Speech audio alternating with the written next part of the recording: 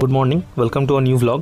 আজকে আমি চলে এসেছি সাউথ কলকাতার আরও কিছু পুজো প্রস্তুতি আপনাদের সামনে তুলে ধরতে। প্রথমেই এসেছি মুদিয়ালি ক্লাব। আপনারা দেখতেই পেলেন তাদের থিম এবারে কী আছে এবং কে সেটিকে প্রেজেন্ট করছে।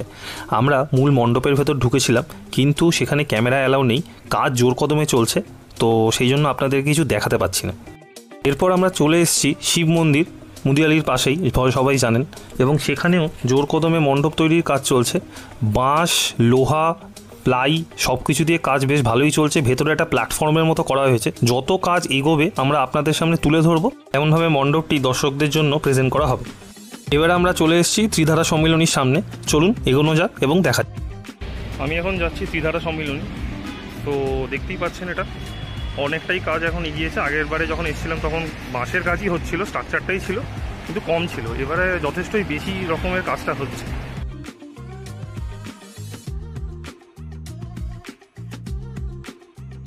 আমি এখন চলে এসেছি ত্রিধারা সম্মিলনীর ভেতরের পোর্শনে, যেখানে পুরো জোর কদমে কাজ চলছে দেখতে পাচ্ছি। চারিপাশ বাঁশের ঘেরাটোপে ঘিরে ফেলা হয়েছে স্ট্রাকচার দেওয়ার জন্য, কিভাবে মণ্ডপটা প্রেজেন্ট করা হবে সবার সামনে।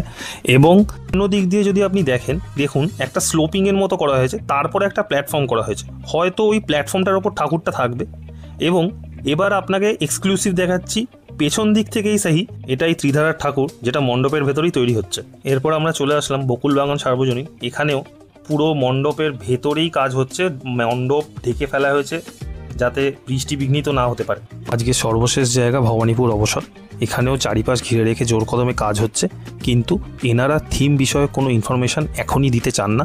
উদ্বোধন দ্বিতীয়া বা তৃতীয়াতে হবে।